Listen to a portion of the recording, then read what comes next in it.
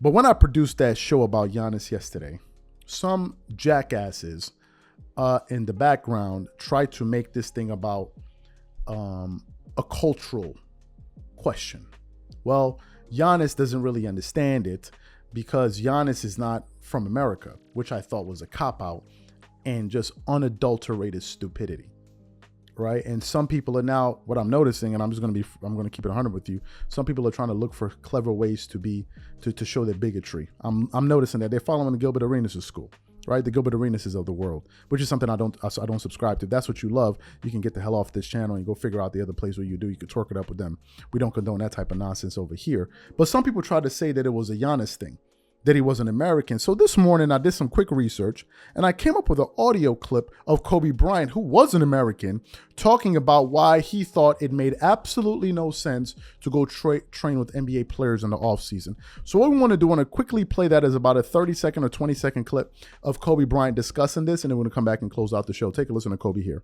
A lot of players take vacations with other players that are close friends. And we'll just take vacations just to take vacations, or just hang out just to hang out. I never did that. When I retire, I didn't want to have to say, I wish I would have done more.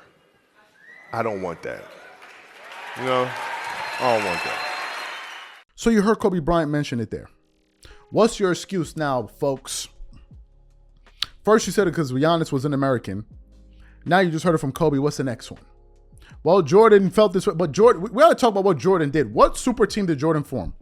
Do you know what the jackasses in the background are going to say? Well, those Chicago Bulls were a super team. Really? Really, the Chicago Bulls were a super team.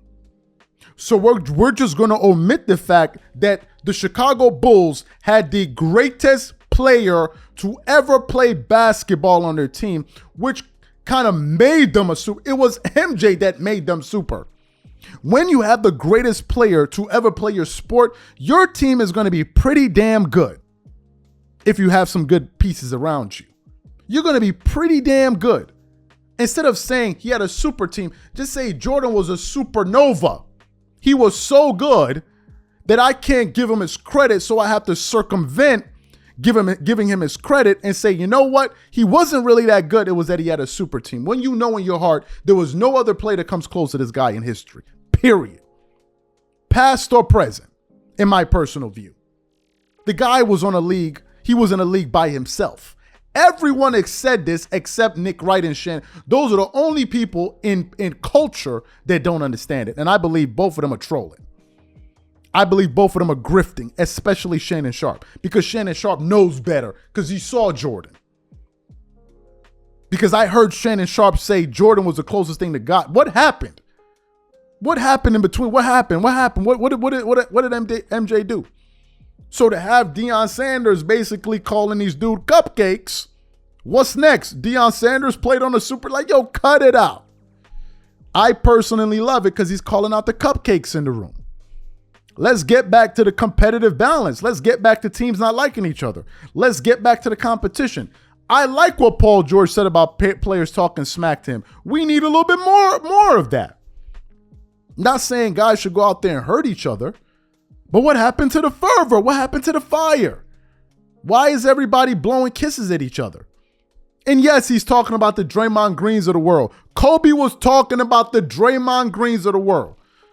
Who's running around chasing LeBron like he's his tail. Like he's his tail.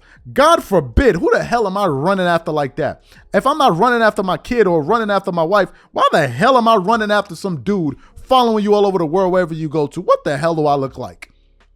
A damn groupie?